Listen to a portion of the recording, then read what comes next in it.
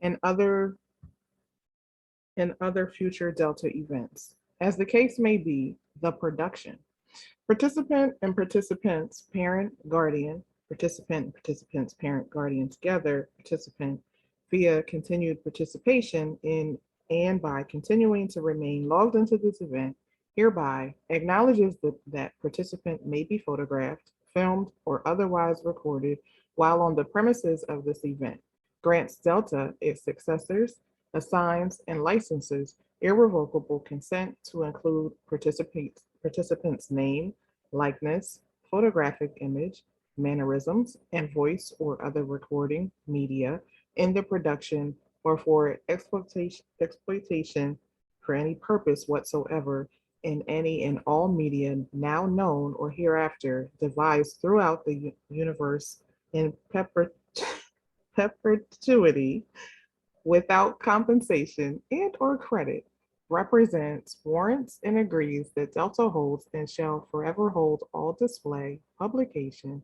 and ownership rights, licenses, and privileges to any and all media, whether in law or in equity, whether which may be asserted, ascertained, registered, or in any way utilized with respect thereto, rights, in waives, releases, and transfers, as the case may be, any all such rights, whether in law or equity, as may be necessary or required to effectuate Delta's establishment of ownership. Next slide. Welcome to Delta Sigma Theta Sorority Incorporated's community event. We are delighted you chose to be with us this evening. We want you to have a wonderful experience. Please be assured that your safety as well as your enjoyment of this event is our utmost concern. Whether in a virtual setting, at your home, or physically in some formal venue, we must always be Delta ready. So please identify 2 exits in your current location. We must always be assured that there are 2 exits available to us in case of the need for emergency evacuation. Also, during the COVID-19 pandemic, please remember to wear your mask, wash your hands, and always walk and stand 6 feet apart from others. Please enjoy this event and continue to be safe. Welcome. And so tonight's agenda will include TFECT, which is the Foundation for Enhancing Communities, financial aid presentation done by Ms. Tiffany Devan, and then we will have time for a question and answer session. Also, if you have questions during the presentation at any time, please feel free to type them in the chat and our presenters will address them at any particular time. So up first, we will have the scholarship team, Faith and Ash. Take it away. Thank you. It's just going to be me. My name is Ash Morley. I'm a scholarship associate at the Foundation for Enhancing Communities, or TFEC, as we like to go by. TFEC is a community foundation based out of Harrisburg that serves Cumberland, Dauphin, Franklin, Lebanon, Perry, and part of York counties. As a community foundation, that means all of our funds come from local, generous individuals who want to give back to the local area. Donors give back in lots of different ways, but many choose to invest in local students by establishing a scholarship fund. We have over 120 different scholarship opportunities for students in this area that students can apply for. The benefit of looking into a TFEC scholarship is that because they're established by local people, the eligibility criteria is narrowed to just the counties that we serve. So our applicant pool is a lot smaller than you're going to find with any national or corporate scholarships where you could be competing against thousands of other students. Instead, you'll just be competing against students from your own county or even your own high school. So to help you find scholarships, this is a screenshot of our website. If you know the name of the fund that you want to apply to, there is a magnifying glass in the top right-hand corner of our website. You would simply type in the name of the scholarship that you're looking for, and it would take you right to it.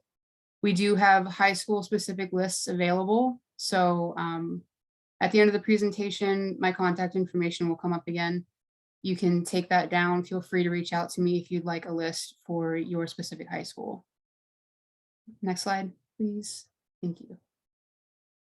You can also search by your county. What the screenshot doesn't show is that we're actually in the process of adding a filter for your specific high school. So you'll be able to see that list I was just talking about just by going to our website. It's not complete yet, but it will be very soon. Next slide, please. Thank you. This is what the screen will look like whenever the search results come up. So again, you're just looking for the general eligibility criteria, whichever fund looks like something that would fit you, click on that. It'll take you to a page that gives you the full eligibility criteria. Through there is where you can go ahead and actually apply for the scholarship, which will be on the next slide, please. That's what this looks like. You can look at all of this now on the website. However, the applications don't go live until January 1st. Make sure that you're reading everything thoroughly just to make sure that you're eligible for the scholarship before you apply. Next slide, please. Just real quickly, I'd like to go over some application best practices. These are things obviously that we've noticed. Mention important information multiple times in your application. We do ask questions a couple of different ways. And if there's something that you want us to know, whether it's a financial situation, whether it's a family situation, whatever it may be, there are opportunities for you to let us know a few different ways. So make sure you're doing that and also be consistent with the information that you're providing us. There are a lot of scholarships that we have that have an essay component. When there is an essay, it's usually weighted pretty heavily whenever the committee is making their decision. So use that essay as your opportunity to stand out. And finally, don't hesitate to contact us if you have any questions at all. These are some of the most common denial reasons. Financial need is a big one. Because we're a community foundation, financial need is what we look at the most. So we do ask for other grants and scholarships that you've been awarded or that you've applied to. We also allow you to submit a document explaining any extenuating circumstances you might be having. We know that the FAFSA doesn't always reflect that information, so we do allow you to explain it if that's going on. So make sure you use it if you have it. Pay attention to the eligibility criteria, as simple as making sure that you live in the county that the scholarship is for. And lastly, be careful and smart about the language you're using to present your financial situation. And that could be anything down to, making sure that it's not too confusing. We do need a good picture of where you stand financially in order to make the best decision. Another benefit of applying for a TFEC scholarship is that we are partnered with FIA through the FIA Match program. That allows us to nominate all of our scholarship recipients for the opportunity to have their award matched up to $3,500, provided they're attending a school in PA and receive a state grant. There are some additional rules, but for nearly all of our scholarship recipients who are going to a college in PA, their award is essentially doubled. And lastly, we have two statewide scholarships. This one is the Pennsylvania House of Representatives Scholarship. It has an essay component. It changes every year. What's here is last year's. The new one will be up January 1st with a new application. And then the next one is the Big 33 Scholarship. So the good thing about these two is that the eligibility criteria is obviously a lot more broad. So there's more of a chance that you would be eligible to apply to it. The only thing with these two is that there is going to be a bit of a larger applicant pool. So just keep that in mind when you're applying to these two. And then again, this is my contact information. If you need any questions answered, any documentation that I can send you, don't hesitate to reach out. Did anyone have any questions for Ash? If you do, please place them in the chat feature and she'll answer them for you. If you don't have questions for her right now, you can't think of anything, that is okay. She did list her contact information. And again, we appreciate you joining us today, Ash. Thank you. And at this time, we're going to move into the section about financial aid. College costs money. How will you pay for it?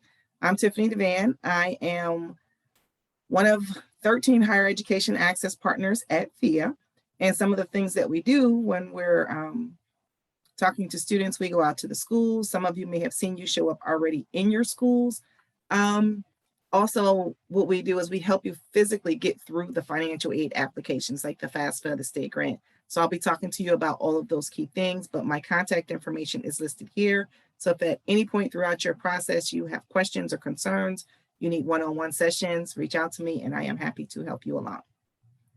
And I do see, before we get going too far, Ash, I don't know if you've seen, there are a couple questions we do have regarding scholarships. Do all of the scholarships have income guidelines? Is the first question.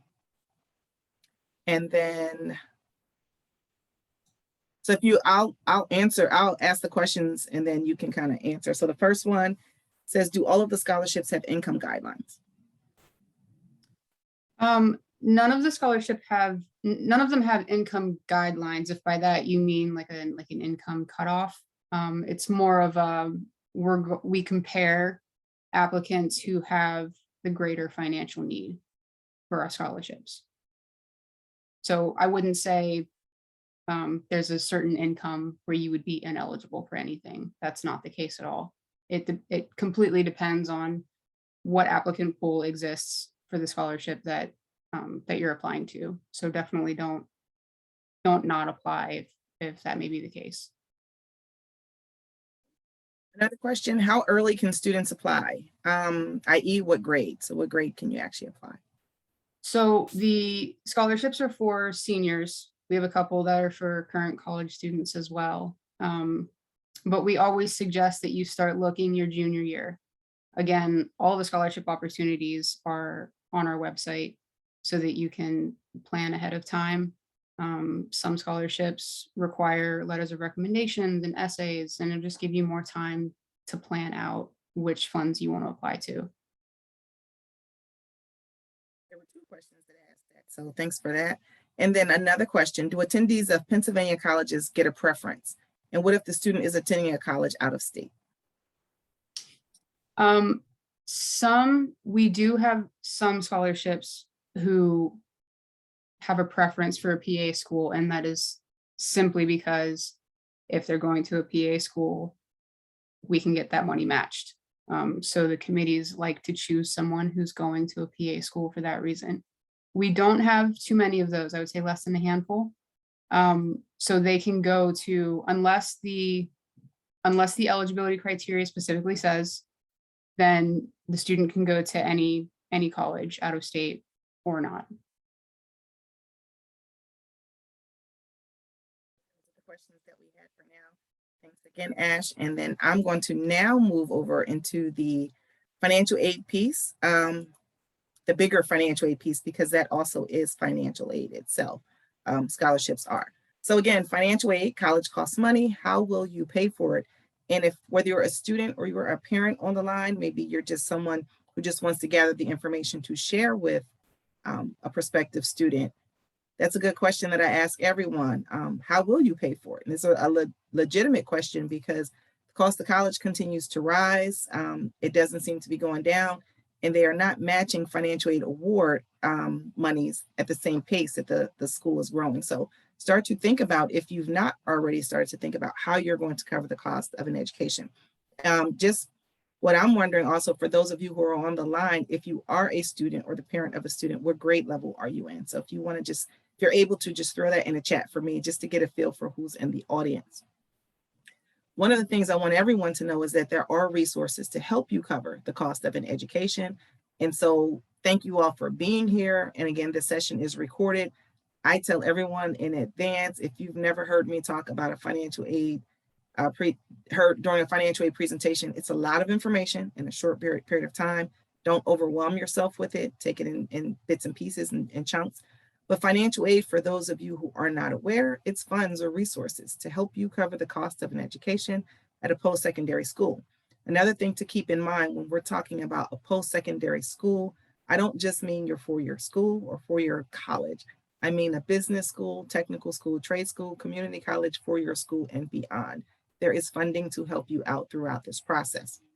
Also keep in mind when you're applying for financial aid, you will need to meet certain types of criteria. So eligibility criteria may apply in order to receive and then to maintain financial aid. You want to make sure as a student and even as a parent that you are fully aware of the terms and conditions before you accept any form of financial aid.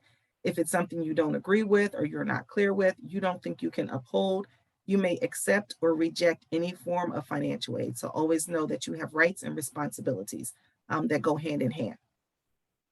Also, students should play an active role in this process. And it's good, I see I have an audience from every level, looks like on here, parents, high school juniors, seniors, and underclassmen. I always say the earlier you start this process, the better. What students can do, students can start to research their careers, know what they want to go into. Once you know that, then you can start to figure out what type of education or training is going to be required of you to go into the particular career you're interested in attending. Now, why is that important when we're talking financial aid? Because how can someone assist you with covering the cost of financial aid, cost of an education, if they don't know what type of education you really need? School costs vary. So if you've not yet figured out whether it's a business school, technical school, trade school, whether it's an in-state school, an out-of-state school, you can't really put a price tag to it. So you want to do your research now so that you can then start to think about the different types of schools that you're interested in, start visiting those schools, start finding out the cost of those schools, and share that information with your family, your counselors, your teachers, or anyone who you think can help support you with getting you the funding that you need. And don't be afraid to ask for assistance. There are so many resources to help you out. FIA, where I work, we are a resource that will help you out regardless of what grade you're in, even getting down to completing the financial aid paperwork. And so the more information you know up front, the easier it is for you to start a plan for how to pay for it. At the end of the day, financial aid does exist, but some students will not qualify for all forms of financial aid. However, you must apply, and you want to do it every single year in order to be considered. Here's where I share key terms, because you'll hear a lot of terminology when we're talking financial aid, but not everybody is well versed in exactly what these terms mean. So I throw them out there. First one is free application for federal student aid, or FAFSA. FAFSA is a term that we use. It's an acronym that we use that stands for a federal application that all students must complete if they want to be considered for financial aid. It's the primary application. And it's going to gather key information about the student, their household. If they are a dependent student, it's going to gather information about your parent. I say it gets really nosy, wants to know about your income and all those other things. But know that FAFSA means that there's an application that is out there. Generally, students can apply as early as their senior year, and then they'll continue to keep applying up until the time they've completed their post-secondary education. Another term, cost of attendance. Get to know that as well. As you are researching schools, realize that every school will have what we call their own unique cost of attendance. And these are the costs that are either going to be directly billed to the student or indirectly acquired. So what happens, direct costs, those are things such as your tuition and fees, room and board. You're going to get a bill. And for the students, if you've never had a huge bill in your name, that is the first bill that comes in the student's name. Doesn't come in the parent's name, doesn't come in the guardian's name, comes in the name of the student. So it'll have tuition and fees, room and board. For those who aren't sure what room and board is, it's your book, it's your meal plan and your housing. Indirect cost as well. Transportation expenses, books and supplies, some miscellaneous expenses are out there as well. What usually happens is every school has an average of what they expect their cost of attendance to be every single school year. Those specific costs that I mentioned, you can use financial aid if awarded to cover those expenses. So as you're looking for the schools, always start to figure out what that school's cost is, and you'll notice that they will vary depending on the type of school. Another term, expected family contribution, or EFC. Once you complete your FAFSA application, you will become very familiar with what EFC is. It is a mathematical measure of how much the student and family are expected to contribute towards the cost of the student's education. It is not actually what you have to pay out of your own pocket. It's really just it's based off of a federal formula. And these calculations are done and it says, well, based on this household, this is what we expect you should be able to contribute. And that is a number that is actually, that will be used sort of like a baseline to help schools figure out what you may or may not receive in financial aid. Sounds a little bit confusing, but once you start the process with financial aid, it gets a little easier. Excuse me. And what happens, so I'm going to give you a quick example. Let's say I'm the student and I want to go to ABC University and it has a cost of attendance of $30,000. All right, so that's the cost, or COA. I'm the student and I need to apply for financial aid, so I'm going to file the FAFSA application. At the end, it spits out a mathematical number called the EFC. Let's assume for my example, my EFC was $10,000. So now what happens is that information gets forwarded to the school or ABC University. Their financial aid will process it and they're going to say, well, let's see what Tiffany's financial aid package could look like if she chose to go to this school. And what does that mean? They're going to do some more calculations. They're going to figure out what my financial need is. And you heard Ash mention that. She says if you have a financial need, those are the students that would get priority with receiving their scholarships. Financial need is a part of a calculation. They take the cost of the school, they subtract the expected family contribution, and there's a number that comes out of it. So if we use the example I did, we take the 30,000, we subtract 10, you come up with $20,000. So it would show that if I chose to go to this school, my financial need would be $20,000. What happens is schools look at this information, scholarship organizations look at this information if they're basing their financial aid award on financial need, and then they'll see what you qualify for, the amount of funding they have, and then try to award you with at least $20,000 worth of financial aid. You're eligible to keep up to the cost of attendance if you qualify. And it's really the gist of the whole process. At the end of the day, every student wants to go to school. Hopefully, they want to go to school. They're going to complete some paperwork. Schools are going to process it and they'll tell you what you may or may not receive in financial aid. That's financial aid in a nutshell, but I'll break it down just a little bit more for everyone. And again, if that overwhelms you, don't let it. You can always reach out to me at any time with any questions that you may have. So these are the types of aid that someone could actually qualify for when we're talking about financial aid. Key types of financial aid are grants and scholarships. Both are free money, and that's where you want to land if you can. Grants are usually going to be based off of financial need. In other words, you have to complete some financial aid paperwork in order to be considered. Scholarships sometimes are based on financial need, but a lot of times they're going to be based off of some type of unique characteristic, merit, whether it's an academic or athletic scholarship. Maybe it's one tied to how much community service you've done. Maybe you just need to complete an essay. Whatever it is, I tell students, this is where you have the most control to start to look for as many scholarships as you can qualify for. I also tell students, don't get discouraged if in fact you've applied for 1 or 2 scholarships and you did not get them. There are lots of scholarships out there. You continue your search. Work study is another form, and that is what we consider you're earning that money. So it's usually where the student will get a job, often coordinated through the school that they're planning to attend or the state, and the funds that they get will help to cover their cost of attendance. Not all students know how to handle the going to school and work-life balance. So if you don't, I always caution you to say maybe you don't want to start out with work study, but if you do know how to do that, it can definitely be a way to help cut those costs. And then finally, we have student loans, that is borrowed money that must be repaid quite often with interest. So if you had your choice, which ones would you go for first? The free money, right? And that's where you look first. Always look for your grants and your scholarships, work study, and then student loans last. Where's the aid come from? Federal government, they are your largest source of funding when we're talking financial aid, or Federal Department of Education. They have grants, they have work study, and they oversee the federal student loan program. The state government is FIA, where I work. We also have grants and some special state aid programs. Those schools you're interested in attending, they have their own sometimes grants, their own institutional funding. So that's one of the reasons why I said always check in with them to find out what type of funding they may have. And then you also will see, again, scholarships. You'll hear that word a lot because I really want students to make sure they're looking for scholarships to do their part. They come from just about every organization out there. Students and parents, don't forget you are also a resource or a source of funding for financial aid.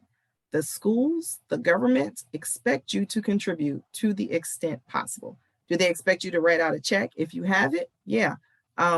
Most families do not have it. Most families rely on some form of financial aid. So keep that in mind and don't let it overwhelm you. Now, this slide I put in here, and these slides will be sent out to everyone who's attending. I'm not going to read through all of these, but I just wanted to give you like a snippet of what type of funding that you could get from the Federal Department of Education. So they have various grants that are out here. And the program details are listed. They're little bullet points, but it's a bigger listing at studentaid.gov, which is the federal government's website. They also include the student loan programs that are out there. One of the grants that I'll point out is like your Pell Grant. The maximum award amount this year is a little less than $6,500. I tell everyone to make sure that you apply and complete the FAFSA application, because simply completing the FAFSA application, the schools and the federal government will check to see if you qualify for all forms of financial aid.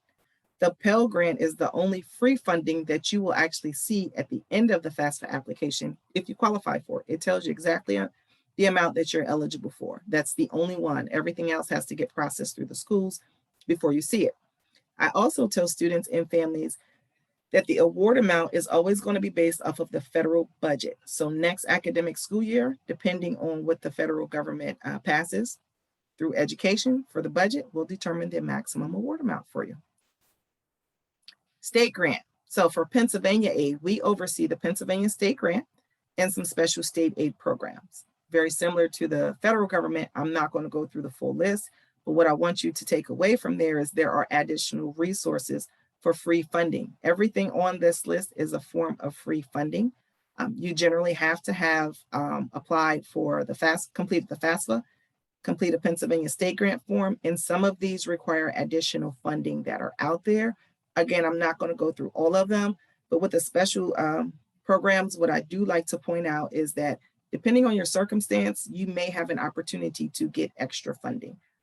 Maybe you're somebody who was blind or deaf. There's grant money that's out there through the state that you could possibly qualify for. Maybe you're someone who was in foster care at some point in your life. If you were, there is funding that is out there. They have a new program where if you've been in foster care, that your tuition will be covered as long as you're attending a Pennsylvania school. So again, these programs and all the details are available on the website. So even if you're not that person, but maybe you know someone who was in foster care, and they want to go on to school, share the information with them to see if they qualify. Now, the one program I will highlight is our PATH program, and that's the one that Ash kind of mentioned to you at first. So what we do is we partner with community organizations and foundations who are offering scholarships to students. If the students receive the scholarship from our partners, we will do a dollar for dollar match up to a maximum of $3,500. So it's like you're doing half the work and getting twice the award if you actually get the scholarship from them. Now, in order to qualify, you actually have to be eligible to receive a Pennsylvania state grant, be enrolled at least half-time. You have to demonstrate financial need. What does it take in order to be considered for Pennsylvania state grant? You have to be enrolled in a Pennsylvania school. You also have to be a resident of Pennsylvania, demonstrating financial need, attending a program of study of at least 2 years, and you want to make sure that you also complete the Pennsylvania state grant form. Now we have a total, in addition to TFAC, we probably have a total of maybe 39 PATH partners, and that list can change every year. You can view all of our PATH partners on our website, reach out to them, apply for their scholarships, in hopes that you will actually then get the double award through our PATH program. So here's just a little something, because I do make it a little heavy with you all with giving you some information, just to test your knowledge. Who should actually apply for financial aid? And you can put your answers in the chat. Is it A, only students who've been accepted to a post-secondary school? Is it B, only students with good grades? Is it C, students who wish to be considered for financial aid and plan to attend a post-secondary school? Or is it D, only students whose family income is below the poverty level? All right, so we got some answers out there. And it looks like everybody answered correctly. All right, that is correct. Students who wish to be considered for financial aid and plan to attend a post-secondary school. It doesn't matter if you've been accepted or not to the school, you still apply for the financial aid. Doesn't matter if you have good grades or not, because guess what? If this is your first time going into a post-secondary school, you don't have a GPA yet that they're looking at. Now, once you get into a post-secondary school, you need to maintain a minimum GPA, but in the beginning, you don't. Only students whose family income is below poverty level. No, that's not the case either, because remember, your financial need is also based in part on the cost of the school. So you might have a sizable income, but the cost of your school might cost a lot too. So it doesn't mean that you won't get financial aid. At the end of the day, you have to apply in order to be considered. So now let's talk about applying. What do you need to do? How does it get done? So every student who wants to be considered, like we said, has to complete the financial aid forms. Every student has to complete the FAFSA, or free application for federal student aid. All schools will require it. You need to do it every single school year, starting your senior year in high school. It's also going to be required by FIA if you want to be considered for the state grant, and then some scholarship organizations as well. The state grant form also is a separate form that has to be completed. But the good thing is we get the results of your FAFSA. So you only have to complete the state grant application the very first year that you're applying. And you can also link to that state grant form at the end of the FAFSA or on that confirmation page, or you can go to our website.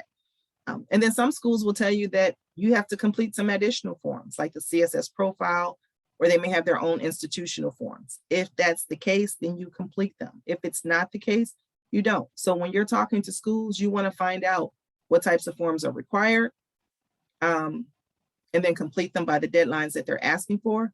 CSS profile, institutional forms, really what that means is these schools have extra funding that they want to award to you, and then they're going to award it based off of more information that's really given to them on the FAFSA. So they ask more questions. So if you have an opportunity to get some more money, by all means, fill out the information. Don't forget scholarship applications. They're not your technically the same forms that you complete every year from the federal or state government, but they're still important. And then the next one is to know your deadlines. It does not matter how great of a student you are, how many applications you filled out. If you did not fill them out on time, guess what? You won't get the funding. And I also tell students really, really be mindful of this, because sometimes as younger adults, you forget to turn things in on time. You may go to your teachers now and ask them, hey, can I have an extra day? That doesn't usually work in the financial aid world. What usually happens is if you miss that deadline, the free funding might be gone. You may get what's left over. It's very rare that free money is left over. So there will be deadlines that come from the Department of Education, from the federal government, from FIA, and from schools. You can actually see on here how I have the deadlines listed.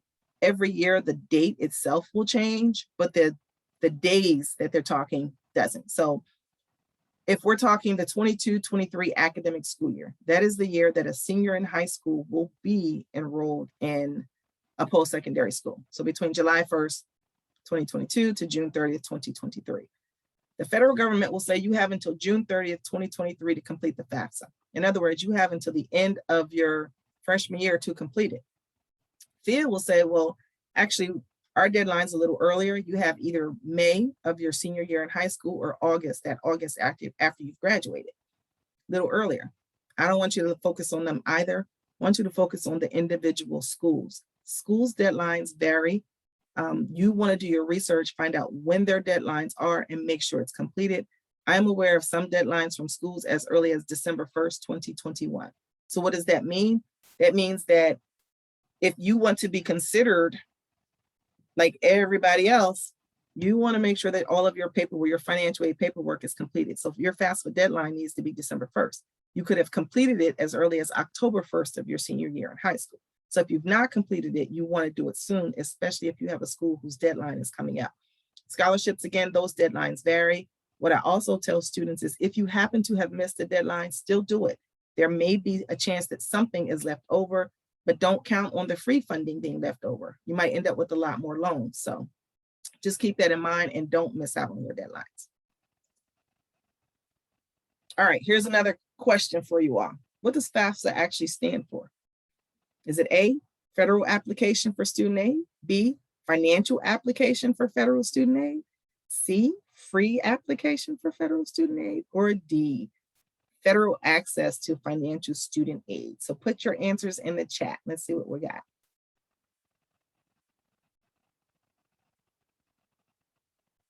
Any other takers? We got A. Let me give you 3 more seconds.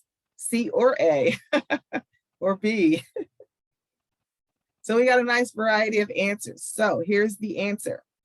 FAFSA stands for Free Application for Federal Student Aid. And I want you to remember that because free is the first letter. You never ever have to pay anyone to complete this application. And there are websites that are out there that will charge you. There are organizations that will charge you. It's legal to do that, but it's not necessary. There are folks at FIA, there are folks at the schools you're interested in that will actually have sessions for you to make sure that you get what you need to complete the forms. So it's the Free Application for Federal Student Aid. So that's the correct answer, and that's what I want you all to remember. Now, when it's time to actually complete this, and this is more of a chart just for your own, for yourselves to keep. Remember, the FAFSA application itself, it's the largest application you're going to complete starting your senior year. The key, it's going to ask a lot of questions. The data that they're collecting is to help them the schools figure out what you might get. And you can file it 3 different ways. You can actually go online at studentaid.gov. Some of you may have gone in the past, if you have kids or you've done it yourself, to FAFSA.gov. Same website. They're just starting to use studentaid.gov for everything now. There's a mobile app, whether you're an Android or Apple user, called My Student Aid mobile app that is now available, or there is still a paper form, which is the least preferred method, and they don't want you to use that anymore if you don't have to. Processing time for the paper is about 4 to 6 weeks. Processing time for either the mobile app or the online version, we're just talking a matter of hours or a day. It's also available in Spanish and English. Again, it can be completed as early as October 1st, and it's going to require specific information from the student and their family based on the day that they're completing the form. So that person who's completing this 22-23 FAFSA, they're going to ask for income information, your taxes. They want to know about what you did in 2022. Anything else, they want to know as of the day you're completing the form, where they're asking about an asset, where they're asking the parent, are you married? There's a question they'll say, what's your marital status? As of the day you're completing the form. If I have not a dime in my bank account today and I'm filling out the FAFSA, I'm going to enter my income, my bank account information is 0. But if by chance Miss Deb Waters wants to then give me $5,000 and put that in my bank account tomorrow I'm going to say I have $5,000 in my bank account. So it's truly as of the day you're completing the form. Now, something you didn't hear me talk about, financial aid paperwork asks for a lot of information. What it doesn't ask about is your debt, your bills. And I say to everyone, life happens to the best of us. So sometimes the income that you thought you had or how things were going, it doesn't work out that way. If you could have experienced a recent death or disability, unemployment in your household, unusual circumstances. Lots of people have been faced with all sorts of financial hardships due to COVID. So what happens is FAFSA asks for information from 2020. But guess what? We're at the end of 2021. So the only way to communicate to these schools and to FIA that you're experiencing a hardship that's different than what it appears on paper is if you reach out to them and you share that information. You always reach out to the school's financial aid office. You reach out to FIA State Grant Department, tell them your situation, provide supporting documentation if you can, ask them to take this information into consideration before they determine what your financial aid package will look like. They can always say no, but if they don't know the information, they're going to base your award off of what they think your income looks like. Now, don't go into too much detail on the FAFSA itself, but I do want you to know there are 7 separate sections on the form. You have to get through every single section in order for it to be complete. It asks for student and parent information and for a dependent student, name, social security number, date of birth, things like that. Biggest mistake student makes is guessing at their social security number and not entering it correctly, not entering their name as it appears with the Social Security Administration. You have to list at least 1 school on the FAFSA, but you want to make sure you list every school you're interested in attending, because if they don't get the information from you, they can't tell you what you're going to get. And lots of privacy laws out there. So if you don't list that school on the FAFSA, no one is going to release it to them. It also asks for financial information from the parent, the student.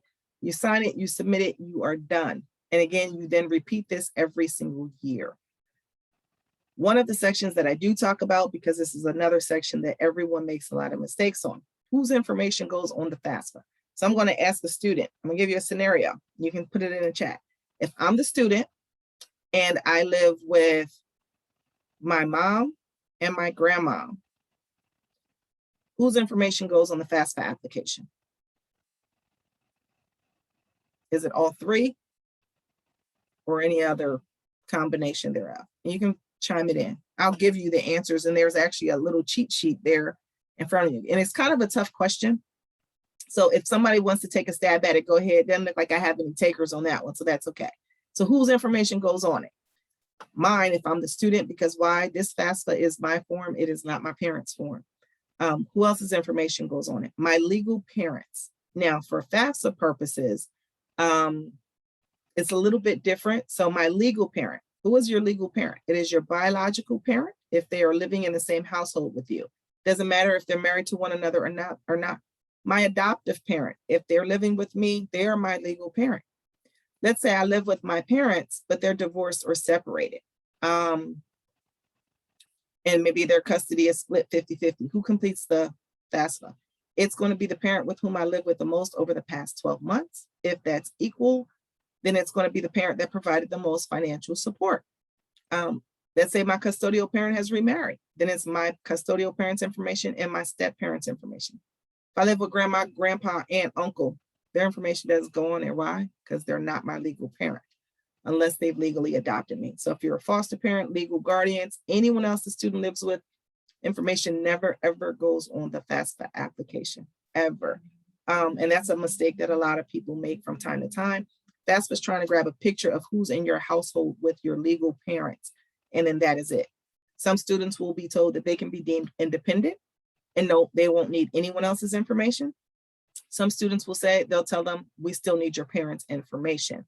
Even if the parents don't want to provide it, they're expected to provide it if they want to help their student be considered for financial aid. The good thing about the FAFSA is it's going to go through a series of questions to tell you whether or not your parents' information is required or not. So that's the good thing on that part. Once the FAFSA gets filed, the student is going to get a report of everything that was listed on there. If you notice something's incorrect, you fix it. FIA, as well as every school you listed on the FAFSA, also gets the results. And that's when then they do that financial need analysis we talked about in the beginning, taking the cost of the attendance, subtracting the EFC, determining the financial need. They'll send you the financial aid notification letter. As long as you've applied and been accepted to them, they'll tell you what you may or may not get in financial aid, the types, the amount, who's it coming from. That's where you'll see if it's a grant, if it's a scholarship, if it's work study, if it's student loans. You'll see all that cool stuff there. You, again, want to make sure you're reading the fine print, understand the terms, understand the conditions. If it's something you don't understand or you don't agree with, you can accept or reject. But I always say call the financial aid office that actually issued you the notification and have a conversation with them. At the end of the day, you want to make sure that by the time you receive your notifications that come in from the school, that you have the information you need to choose the right school for you. And you'll know exactly what they're offering you. If it's not clear, again, call them. And then if there's any costs that are not covered, you got to figure out how to pay for it. A lot of times folks end up with student loans to cover it. That's why I say keep looking for those scholarships to help bridge that gap between what your school costs and what you may or may not get in financial aid. So here's a couple things, and you guys can just type in true or false. True or false. I can't apply for financial aid yet because I didn't apply to any schools. Is that true or false?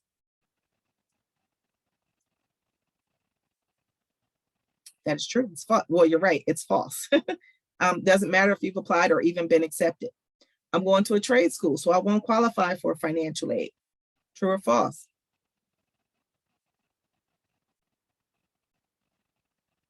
Yep, false. Financial aid covers business schools, technical schools, trade schools, community colleges. It's not just for a typical four-year school. I'm going to a public, cheaper, or in-state school because I'm guaranteed more money. Is that a true statement or is it false? It is false. Yeah. So sometimes it can be true. However, don't discount. If your goal is to go to a school that costs $75,000 a year, first I'm going to say, figure out why you want to go to that school because that's a hefty price. but also know that a lot of these schools with big ticket costs sometimes have really big ticket financial aid packages to go along with it. So you might get more funding and it might balance itself out. It's not uncommon for some students to go to a school that costs a lot of money and they end up paying less than what they would have had they gone to a cheaper school. Now, that is not always the case. So you want to do your research and you want to make sure you're going to make a decision that's financially smart for you and your household. Here's another one. I'm a parent. I, the parent, am not listing my information because I don't want to be held responsible for the bill. So the parent says, I'm not putting my information on that FAFSA application. No, because they're going to expect me to pay for it. So they refuse to do it. Is that really a true statement or is it false? False, you are correct. So FAFSA for a dependent student will tell the parent that they want their information to do the evaluation to determine their expected family contribution, but the parent is not obligated to pay a dime towards anything. They just need their information. So you always want to make sure that you're asking your parent, you're explaining to them that they're not held liable for any debt unless they're signing off on something like a loan. They're not obligated to do so. So those are key things. And I use those because these are real questions. I didn't just come up with them. These are questions that were just happened to be posed to me just during the past month from students and families. So it's a lot of information. I did say short period of time. If there are questions that you have, feel free to throw them in the chat and I'll tackle away at them now. If it's, and there's not a question that I say is, I don't consider any question a dumb question. If I answered it and you didn't get a good understanding of it, reach out, let me know. Let's say you're completing the FAFSA application now. You have some questions. These are two areas that you can actually get immediate answers from. One from the Department of Education. You can email them, call them, or chat with them. At the same time you're doing the FAFSA, they'll help you out. They'll help you create your federal student aid account. That's what allows you to electronically sign the form. You can also reach out to FIA at this number, the website, and get information on with your grants, as well as those special state aid programs. Last one is your schools you're interested in attending. You can actually call them and ask them for FAFSA help. A lot of them have the staffing there, especially if they know you want to go to their school, because they'd rather you get the information right the first time than them have to contact you to say, hey, we need you to correct this before we can tell you what your aid package looks like. Some additional resources, I just list these and you'll have access. If you're still doing your college and career planning, lots of great websites from the Department of Ed, from FIA, as well as some schools. Always tap into your guidance counselors' offices, college and career centers if you're visiting the financial aid offices, because there's always information from there as well. Go to the websites too. Whole lot of information. I don't see any extra questions coming in yet. So I will say to you all, before I turn it back over to Deb, is that we have a series, if you've not been a part of some of them in the past, every single month with college and career planning, which we're calling our Tuesday talk sessions. Our very next one is one of my favorite ones because you get to hear the real deal. You're hearing from the college students and the grads. So we get younger students on and they're going to share their experiences with you. It's not going to be us old geezers up here doing the talking and the chatting. Ash wasn't an old geezer. I won't call her an old geezer, but myself, you won't hear from us. And I think it's nice to get a student's perspective. So that's the next one. Hopefully you can join us December 14th for that one. So if you don't have any questions, I thank you all for joining us and I'll turn it back over to Deb. And if you do, and you have something that you wanted to type in, feel free and I'll still stick around and I'll be able to chat in. Thank you, Deb. Can you speak to, somebody had put in the chat also as an answer, can you speak to the fact of somebody claiming somebody on their taxes as a dependent? Can you speak to that as far as financial aid? I know that that gets a little tricky there. Yeah. So one of the things that when I say legal parent, so the FAFSA will tell a dependent student that it's the student and their legal parent whose information goes on the form. And sometimes it'll be, well, my grandmom claims me or on their taxes, so that's who has to do it. Or even it's a situation where mom and dad are divorced or separated in 1 year, and you have families like this. 1 year, the parent will claim the mom may claim the student. The next year, the dad claims them on their taxes. That's not the same as a dependency for FAFSA. They're two totally different things. FAFSA just wants to know who did you live with the most for the past 12 months, not who filed the taxes. So we're not the IRS concept of a dependent student. We're just the FAFSA concept of a dependent student. And the good thing with FAFSA is it's going to ask specific questions about that to you. It'll say, who did you live with? Who's this? Who's going to be the parent, to kind of guide you through all of that information.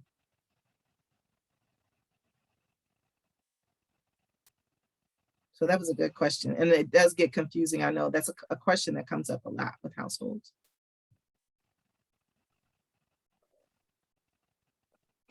Are there any questions for Tiff?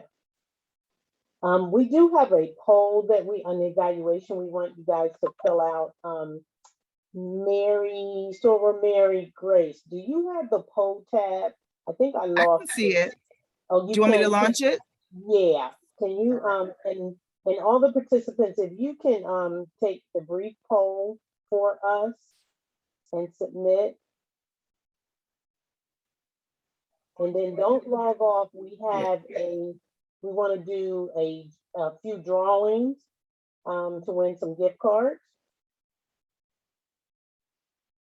Oh, now I have it. Why did I have it? Why did it?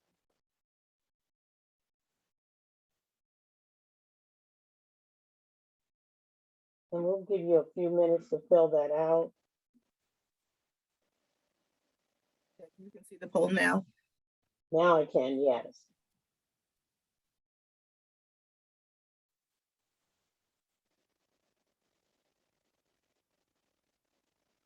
Let me know when you want it to end.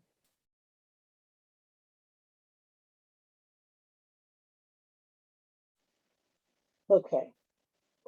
Take it down.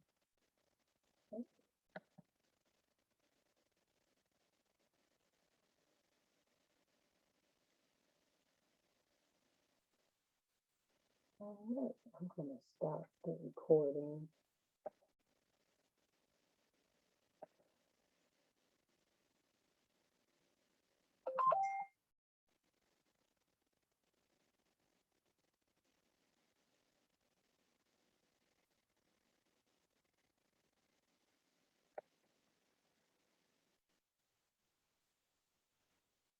Can one of you stop the recording? It's not stopping for me.